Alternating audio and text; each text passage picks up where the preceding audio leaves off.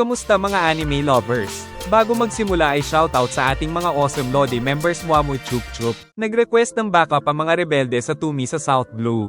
Ngunit hindi makakapunta sila Ivan dahil dala nila ang maraming sugatan mula sa Goa Kingdom. Kaya nagpa siya si Kuma na siya ang magpupunta.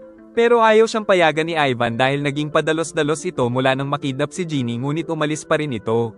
Samantala matatalo na ang mga rebelde nang mabilis na dumating si Kuma mula sa kalangitan. Pero habang tinatapos ang mga kalaban ay si Genie ang nasa isip ni Kuma na kinidnap at ginawang asawa ng isang celestial dragon.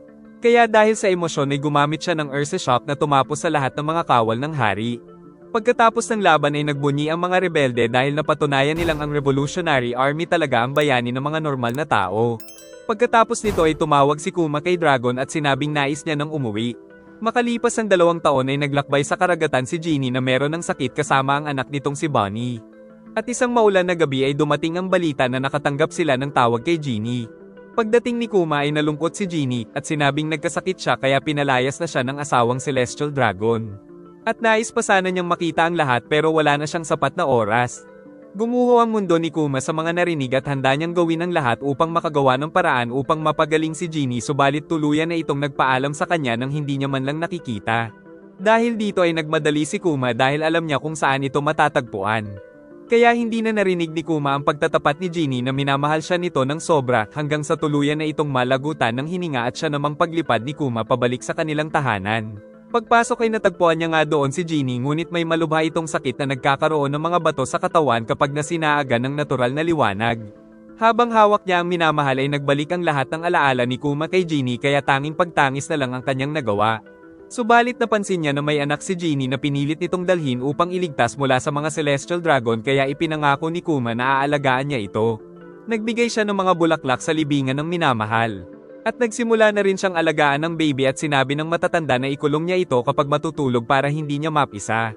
Dumaan ang mga araw at nakakapaglakad na rin si Bonnie at nang tinawag nitong ama si Kuma ay labis ang kaligayahan na naramdaman. Dumaan pa ang mga taon at naging malapit talaga sa isa't isa ang mag-ama. Hanggang sa lumaki si Bonnie na maayos at mabait na bata at napakalakas din itong kumain tulad ng kanyang ina. Kapag umaalis si Kuma ay gumagawa muna siya ng malaking paw upang makita ni Bonnie. Nagdaan ng mga taon ay nasa revolutionary na rin si Sobo at patuloy ang pakikipaglaban nila Kuma sa government. Hanggang isang gabi pag-uwi ni Kuma ay excited si Bonnie na makita siya. Ngunit kinabukasan ay pinagtatakpan niya ang mga bintana ng simbahan dahil nagkaroon din ng sakit si Bonnie ng katulad sa kanyang ina. Pinatingin niya ito sa iba't ibang mga doktor subalit wala silang nalalaman tungkol sa sakit na ito. Dahil dito ay nagpa siya si Kuma na kumala sa Revolutionary Army upang mabantayan si Bonnie at suportado naman siya ni Dragon na magtatanong din daw sa mga kilala niyang doktor. Nang 5 taon na si Bonnie ay tinatakot niya ang ibang mga bata palabas ng simbahan. Ngunit paglabas ng mga ito ay tinukso pa siya na isang vampira dahil hindi siya pwedeng lumabas kaya sinipa niya ito at nagtakbuhan. Labis namang nag-alala si Kuma dahil baka aksidente siyang tamaan ng liwanag. At naintindihan naman ito ni Bonnie dahil ayaw niyang malungkot ang ama. Giit ni Bonnie na pinagtawanan ng mga bata ang mga bato sa kanyang mukha kaya sinabi ni Kuma na bagay nga ito sa kanya. Pagsapit ng gabi ay tinanong ni Kuma kung saan ito nais maglakbay kapag gumaling na siya. Nais daw nitong magtungo sa Sky Island na nabasa niya sa libro dahil baka nandoon si Sun God Nika. Kaya napasayaw na lang si Kuma ng Sun God Dance at sinabayan pa siya ng kanyang anak. Ngunit hindi matanggap ni Kuma ang sinabi ng doktor na wala pang lunas para sa sakit ni Bonnie kaya mamamatay ito bago pa sumapit sa ika-10 taong kaarawan. Hindi ito matanggap ni Kuma at pagpasok ay sinalubong siya ni Bonnie dahil narinig daw nito ang tungkol sa ika-10 taon. Hindi nagawang masabi ni Kuma ang katotohanan kaya sinabi na lang niyang sa ika-10 kaarawan pa daw gagaling si Bonnie na ikinatuwa ng bata. At 1 taon nang lumipas ay nagbalik na naman ang kaguluhan sa Sorbet Kingdom kung saan inaalipin na naman daw sila ng hari na ikinagalit ni Kuma. Walang nagawa ang mga tao nang masunog ang buong bayan. Samantala iniligtas ni Kuma ang isang matanda at binuhusan siya ng tubig.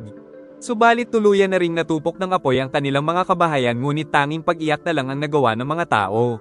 Sa kabila nito ay pinipilit pa rin ni Kuma na iligtas ang lahat ng tao kahit malagay ang sarili sa panganib. Giit ni King Bekori na ginawa niya ito upang linisin ang mga basura upang matuwa sa kanya ang mga Celestial Dragon. At ito daw ay para na rin sa ikagaganda ng kanilang bansa. Dumating ang isang tauhan at sinabing maraming tao ang nagagalit sa harap ng gate ng palasyo dahil sa ginawa ng hari. Pinipigilan sila ng mga sundalo ngunit pinagbabaril ng isa ang mga ito dahil sa utos ng hari upang matakot sila at magsialis. Subalit dahil dito ay nagalit na talaga si Kuma. Kaya sumugod ito ng napakabilis at sumabog ang mga bantay. Kasalukuyang nasa simbahan ni Kuma ang lahat ng mga nakaligtas na matatanda. Si Bonnie naman ay nag-aalala sa kalagayan ng kanyang ama dahil sa narinig na pagsabog. Samantala nagmamakaawa na ang hari kay Kuma dahil naubos niya na ang lahat ng mga tauhan nito. Pero sinabi pa nitong inubos niya lang naman ang mga basura kaya lalong nagalit si Kuma dahil sa mga pamilyang nasira nito. Hindi na talaga siya nakapagtimpi ngunit pinagbabaril pa siya ng loko, subalit tuluyan ng gumamit ng kapangyarihan si Kuma at winasak ang pagmumukha ng lokong hari kasama ng palasyo nito at sumikat ang insidente na tinawag na Solar Revolution.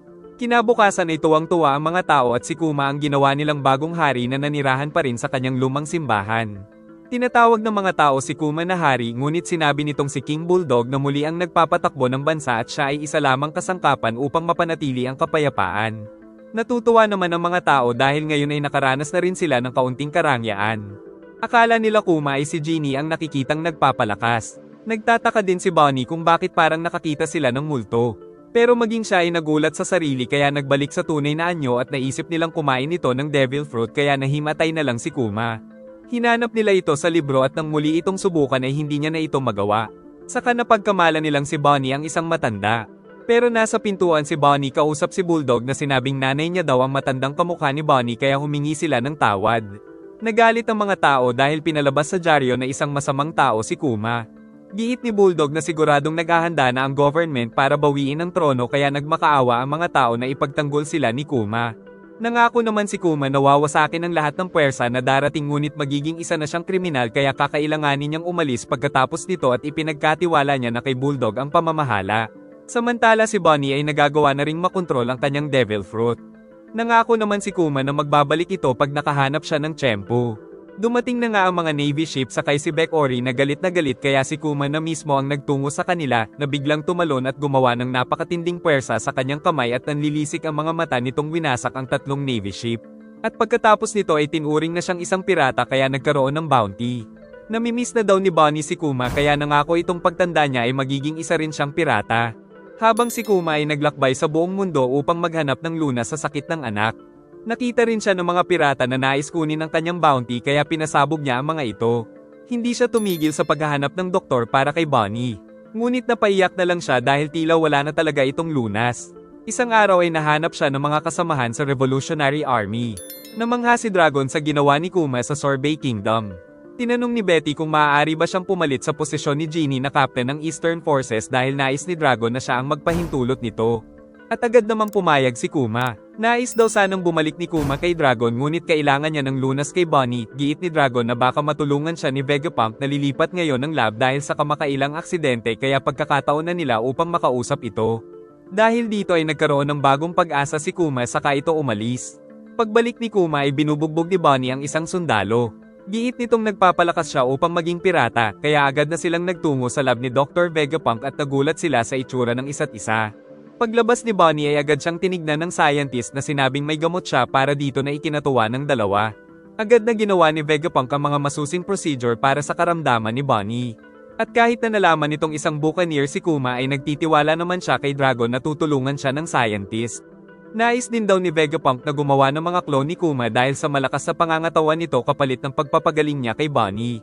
Giit ni Vegapunk na magiging hero ang mga clone niya upang iligtas ang mga tao na ikinatuwa ni Kuma pero kahit gamitin daw ito ng scientist sa masama ay wala siyang pake basta mapagaling lang si Bonnie. Kaya sinabi ng scientist na tila isa siyang santo. Sagot nitong hindi siya santo kundi isang pacifist na nais lang ng kapayapaan. Kaya naisip ni Vegapunk na tawaging pacifista ang mga gagawin niyang clone ni Kuma. Samantala si Saint Saturn naman ay inaasahan daw na maging mabagsik ang gagawing clone ni Vegapunk. Nag-enjoy ka ba? Mag-like and subscribe at pindutin ang bell para updated ka sa susunod na upload. Sana ay nagustuhan nyo at mag-like and subscribe ka na rin para muha-muha chup chup.